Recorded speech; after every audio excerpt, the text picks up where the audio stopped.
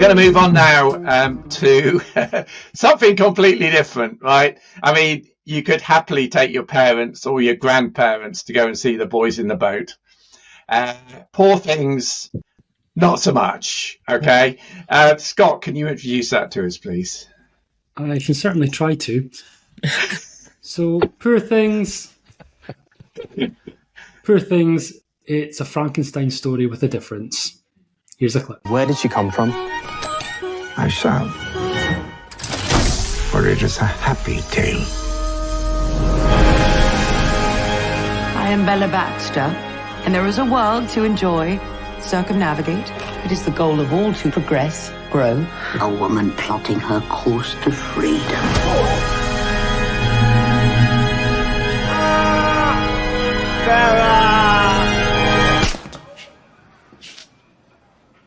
Oh. Okay, here's my pop quiz for giving you a bunch of film critics, right? What is Mark Ruffalo's Bella taking off? What film? Burning Desire. Yes, Yeah. Dan. And who was it? You're right, Dan. Who was the actor? Marlon Brando. Marlon Brando, exactly. Yeah. Right, you get full points, Dan. There you go. Yes, obviously I thought he you were was going doing. to say The Room. No, not The Room. No. Only a part. Stella. Right. Okay. Who's going to start? Let's stay with you, Scott. On Poor Things. What can you find to say about this film? I mean, if I wanted to, there is actually a lot to say about this. So, it is a story, like I said, Frankenstein story with a difference. We first meet Emma Stone's character, Bella, when she is, well, we see her in a younger state, but what we learn is that she has the mind of a child. And throughout the start of the movie, we see her start to develop and start to learn certain skills, movement, speech, and develop that way, all under the guidance of her father figure, the Frankenstein of this movie, Willem Dafoe, who is mostly referred to as God in this, which is interesting. And then as the story develops, we see her being influenced by a number of different men who all want to own her in a certain way, or certainly influence the way that she behaves. And she learns over time to try and get her independence. And until later in the film, in a part that I'm sure Andy found disgraceful, she learns to get her independence a very old-fashioned way. The oldest way, you might say. There you go. This film is by Yorgos Lanthimos, who we know from his previous work on things like Lobster, Killing of a Sacred Deer, The Favourite. He makes weird movies. He's a weird guy. And this is no different. The way he puts it together is beautiful, though. The sound and music, amazing. Costumes, hair, makeup, set design, everything looks amazing. The cinematography, there's a lot of what's it called again? Is it like fisheye cam? Oh, yeah, fisheye lenses. Fisheye lenses. There's a lot of that going on in various colours and lighting.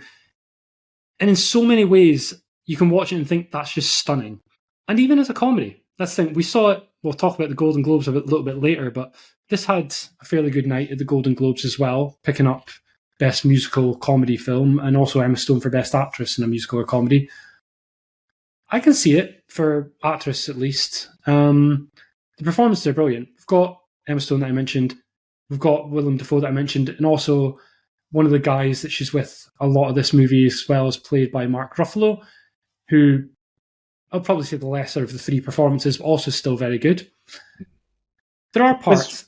What was with that accent he had? I don't know where it was supposed to be. It was I thought it was all over the place. It was British all over accent, the place. but yeah, I mean, I don't see him winning many awards with that accent, I'm afraid. He has been getting more nominations than Willem Dafoe has, which I'm a bit surprised out of the two of them. But yeah, I don't know. As a comedy, I liked a lot of it. There's some bits that didn't always work for me, but I did find it funny on numerous occasions. There was no walkouts in my cinema, which I was surprised with. And it was pretty much full as well for this unlimited screening. But yeah, it's one of those where I came back and I was like, did I like that? did I understand that? I'm not quite sure. I've spent the last 24 hours thinking about it, trying to work out where I stand with it. And I'm still not 100% what my rating is. And I will allow myself to change my mind after this because I'm still not 100% sure. Yeah. But I'm very curious because I expect there's going to be lots of different opinions on this one. I think so, yeah. Emma, you saw it as well? I did. Yeah, we had a packed screening as well. No walkouts, which I was very surprised about. I think it must just be the clientele in Western over Bristol, because if it had been in Bristol, I know who would have walked out. And again, as Scott said, I was like, do I hate this film? Do I love this film? I genuinely don't know. I found myself struggling a little bit at the beginning, but once Emma Stone really got her momentum and you see her character development and just the way she goes about things, I was more on board. But just everything was mental. I'm genuinely not sure I really knew what the film was trying to do, but I did enjoy it. I thought the acting was very good.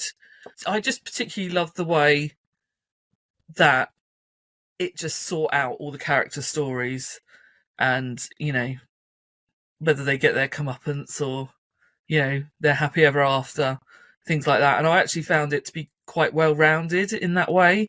I was a little bit sad. It constitutes spoilers so much, but there was one thing at the end that I was a bit sad didn't happen. But as far as everything else goes, I will text you individually afterwards. Yeah, text us. Yeah, please do. Put it on a what? Oh, yeah, individually, yes, because... I won't Okay. spoil it for Dan. I'm gutted I haven't seen this. yes. It is a cinema experience, I have to say. Yeah. I mean, the entire thing looked beautiful.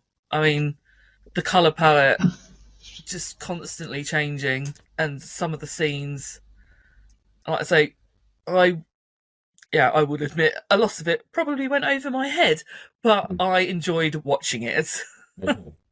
Andy, I think you may have a different view of this film. But... Well, look, I enjoyed the first 35 minutes. I enjoyed the last half hour. I felt it dragged in the middle simply because there was too much sex and it got repetitive, and I found that a bit boring.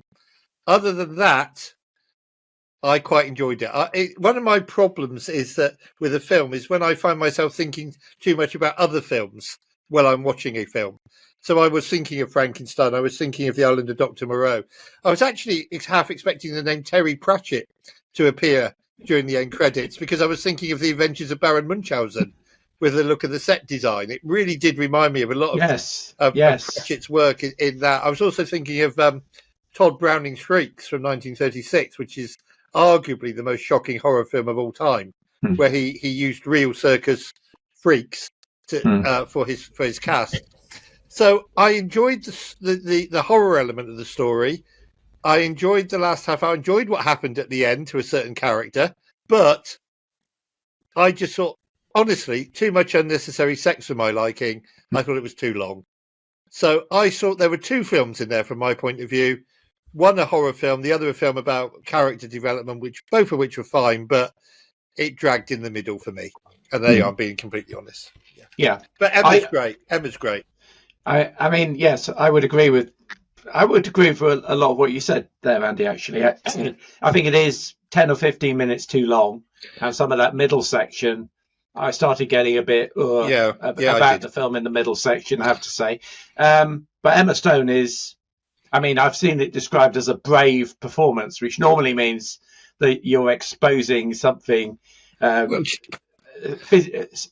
psychologically you're exposing yourself, or physically you're exposing yourself, and she basically did both at the same time. I mean, there's not much of Emma Stone you did not see in this film. There was various additional chapters written for the Kama Sutra as in the middle of the film. So, yeah, I thought it was a fascinating film. But I think in terms of the history of film, I think this is one that people will look at and say, "Bloody hell, that was something else." And in many ways, I described it as an 18 certificate version of Saltburn in terms of its kind of positioning and its shock horror. And I think that's kind of if you're selling it to somebody to go say, is this person going to like going to see Poor Things? Say, did you like going to see Saltburn? Well, take Saltburn and just wind it up to 11, and you might be about there. And you mentioned the colour. I thought it was really interesting that all the scenes inside the house were in beautiful, crisp black and white, and we only actually went into colour when we went outside the house and she started to develop, and the whole thing was a bit kind of Wizard of Oz to me, I think, when we went to Lisbon. And it was a real odd setting, wasn't it? Because it was Victorian era, but it was kind of steampunk Victorian era, and Lisbon had these flying trams going around on. That's where the Terry Pratchett thing comes in, and yes, the Adventures of Baron Munchausen. I kept thinking about the look and design of that film. Yes, I was thinking it looks very Terry Gilliam, actually. Oh, you know what? I keep saying the wrong Terry. Oh, you mean Terry Gilliam? You mean Terry Gilliam? Yes. Because I was looking at that. That's a senior moment. Sorry. Yeah. I haven't seen the film yet, and I can't wait to see it because I'm a huge fan of Yorgos. Sorry, Terry Gilliam. It is very. That's a senior moment. It is very Terry Gilliam. It is very much Adventures of Baron Munchausen. Yeah.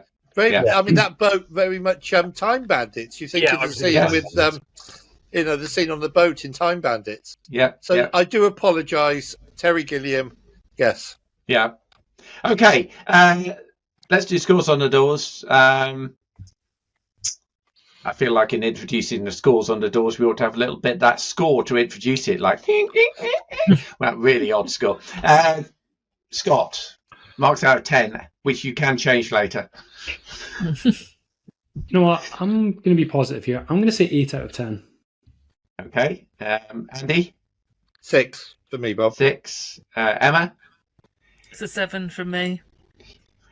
And I'm giving it an 8 as well. So that's... I could do maths that quickly in my head. 29 divided by... It's a 4 times table, isn't it? 7. 7.25. 7.25, yeah, not 7.2. 7.25 for the Flickering Dreams score, yeah. You see, we had easy maths for the boys in the boat, not so much for Poor Things, yeah.